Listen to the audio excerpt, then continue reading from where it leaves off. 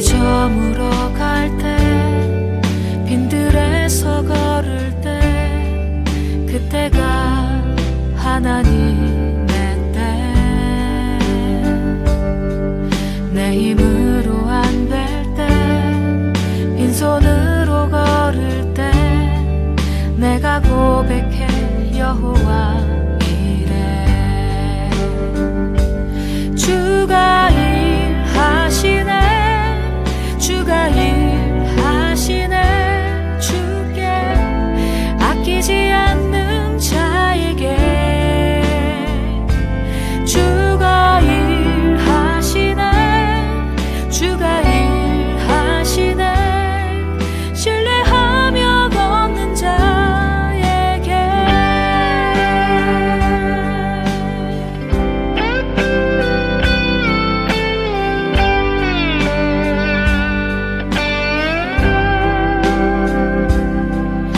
우리 모인 이곳에 주님 함께 계시네 누리네 아버지 은혜 적은 떡과 물고기 내 모든 걸 드릴 때 모두 고백해 여호와 이래 우리 모인 이곳에 주님 함께 계시네 누리네 아버지 적은 떡과 물고기 내 모든 걸 드릴 때 모두 고백해 여호와 이래 주가 일하시네 주가 일하시네 주께 아끼지 않는 자에게 주가 일하시네 주가 일하시네 신뢰하며 걷는 자에게 주가 일하시네 주가 일하시네 주께 아끼지 않는 자에게 주가 일하시네 주가 일하시네 신뢰하며 걷는 자에게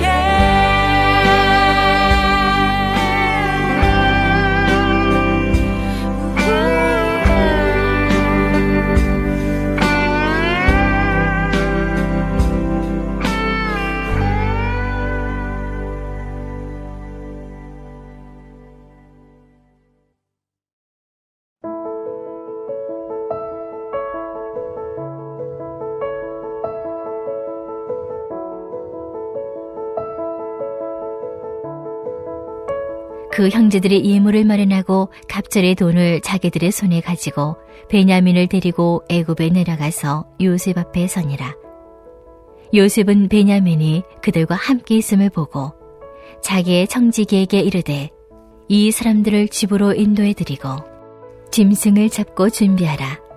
이 사람들이 정오에 나와 함께 먹을 것이니라. 청지기가 요셉의 명대로 하여 그 사람들을 요셉의 집으로 인도하니 그 사람들이 요셉의 집으로 인도됨에 두려워하여 이르되 전번에 우리 자루에 들어있던 돈의 일로 우리가 끌려드는도다. 이는 우리를 억류하고 달려들어 우리를 잡아 노예로 삼고 우리의 나귀를 빼앗으려 함이로다 하고 그들이 요셉의 집 청지기에게 가까이 나아가 그 집 문 앞에서 그에게 말하여 이르되 내 주여 우리가 전번에 내려와서 양식을 사가지고 여관에 이르러 자루를 풀어본즉 각 사람의 돈이 전에 그대로 자루하게 있기로 우리가 도로 가져왔고 양식 살 다른 돈도 우리가 가지고 내려왔나이다. 우리의 돈을 우리 절에 넣은 자는 누구인지 우리가 알지 못하나이다. 그가 이르되 너희는 안심하라. 두려워하지 말라. 너희 하나님 너희 아버지 하나님이 재물을 너희 자루에 넣어 너희에게 주신 것이니라. 너희 돈은 내가 이미 받았느니라 하고 시므온을 그들에게로 이끌어내고 그들을 요셉의 집으로 인도하고 물을 주어 발을 씻게 하며 그들의 나귀에게 먹이를 주더라. 아멘. 할렐루야. 새벽을 깨워 하나님을 예배하는 성도님들을 주님의 이름으로 환영하고 축복합니다.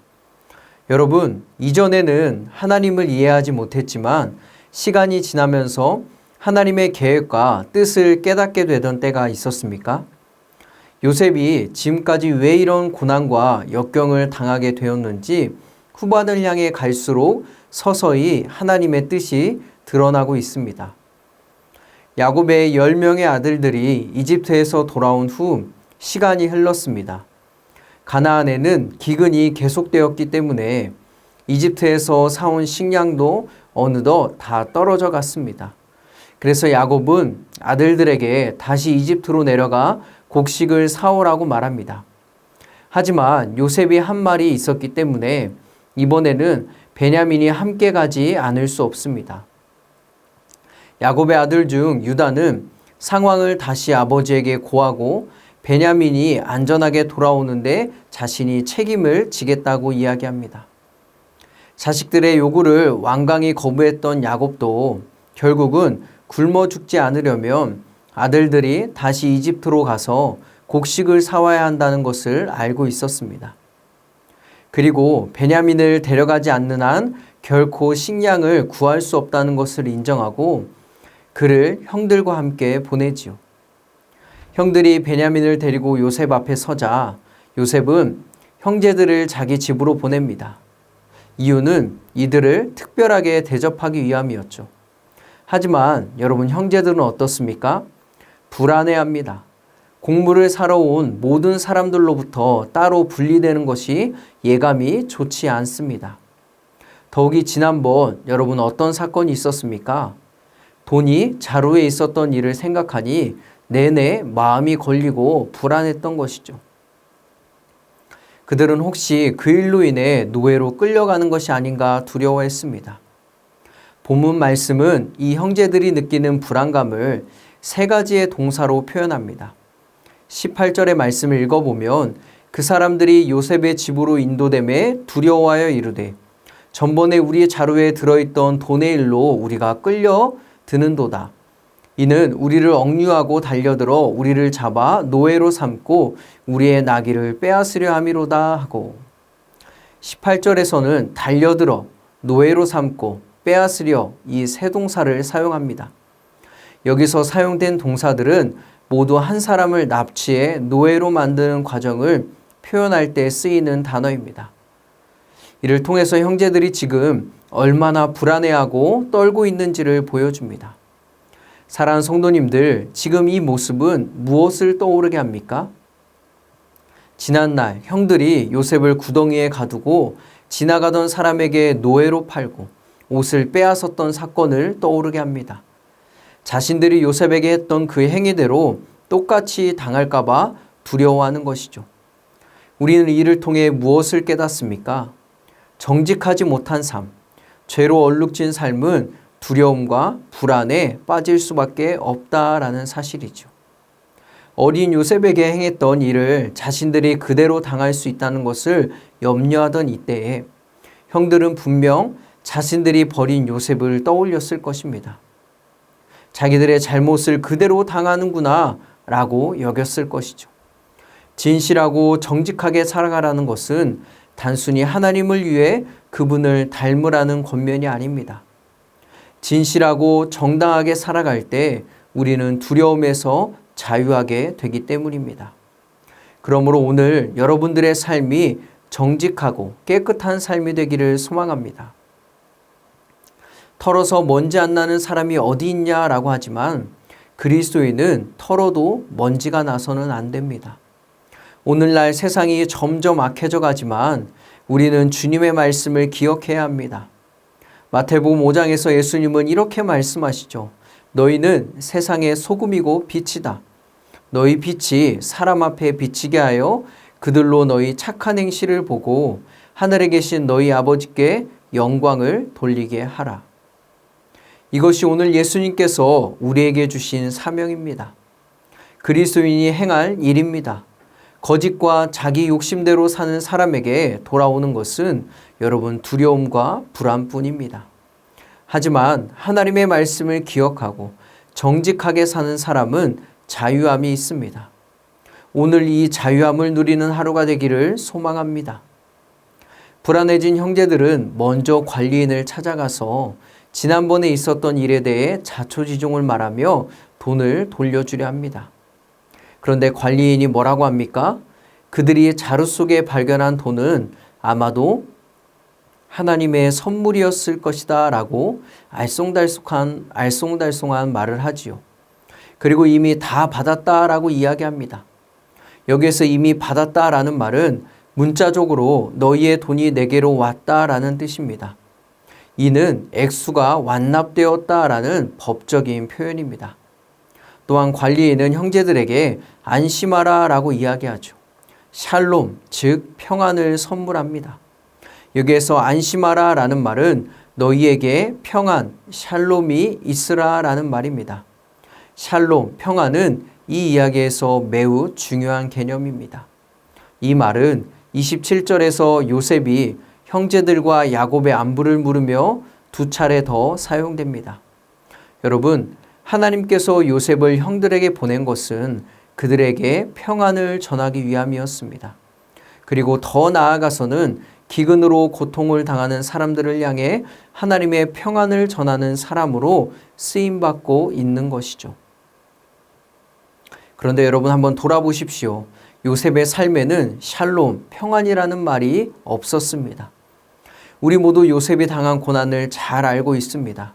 요셉은 형들에게 버림받고 종으로 팔려갔습니다.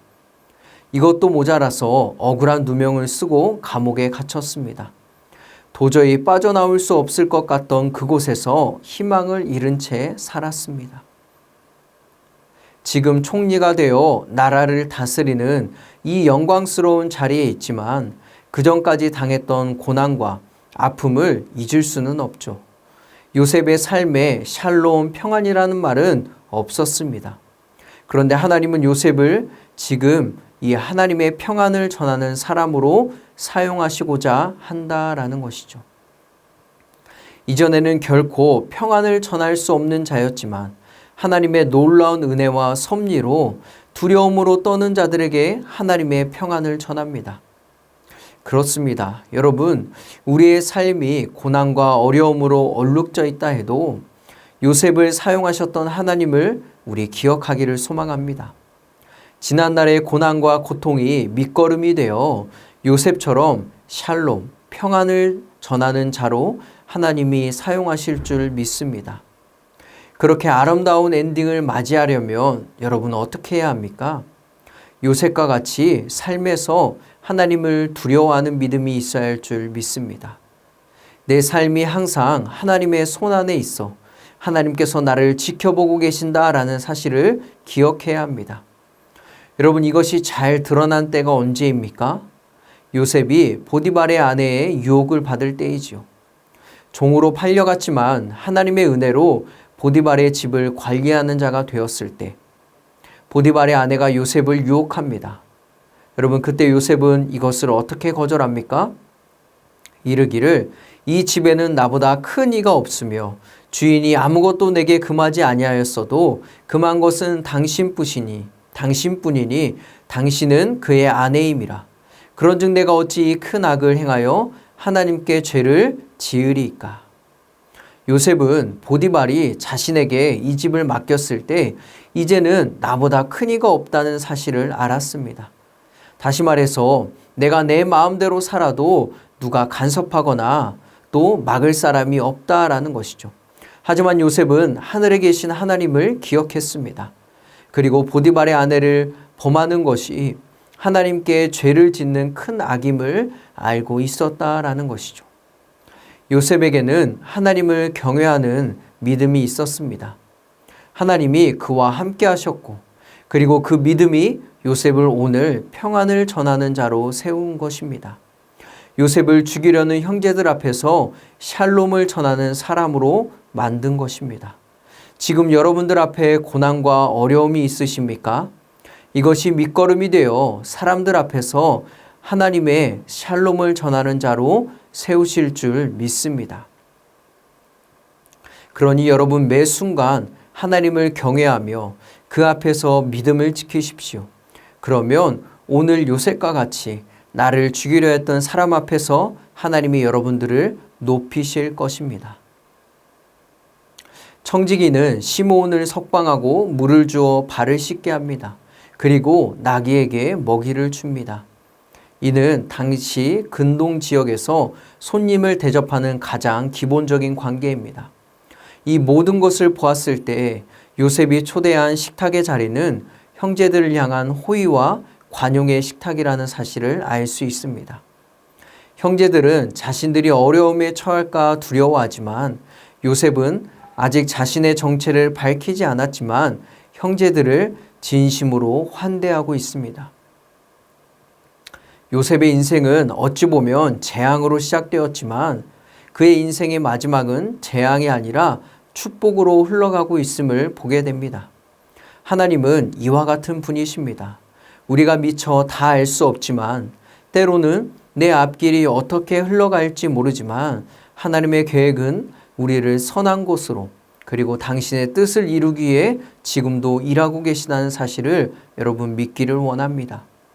재앙이 아니라 축복의 길로 이끄시는 하나님을 신뢰하는 하루가 되기를 원합니다. 더불어 오늘 하루 정직하게 살아갑시다. 하나님의 말씀에 순종하며 그리스도인으로서 정직하게 살아감으로 자유함을 누리기 원합니다. 그래서 하나님의 선하심을 드러내기를 소망합니다. 또한 고난과 역경 가운데서도 하나님을 경외하는 믿음을 잃지 맙시다. 그렇게 걷다 보면 우리도 요셉처럼 샬롬, 평안을 전하는 인생으로 우리 주님께서 세우실 줄 믿습니다. 오늘 하루 그렇게 주님 앞에서 기쁨과 소망을 가지고 하루를 보내는 저와 여러분들이 되기를 주님의 이름으로 축원합니다. 우리 함께 이 시간에 기도하기 원합니다. 하나님을 경외하는 믿음으로 정직한 삶으로 평화를 전하는 인생이 되게 하소서. 이번 주일 행복축제가 있습니다. 많은 영혼들이 구원을 얻는 시간이 되게 하소서. 우리 주님의 이름 한번 부르고 간절히 기도하겠습니다.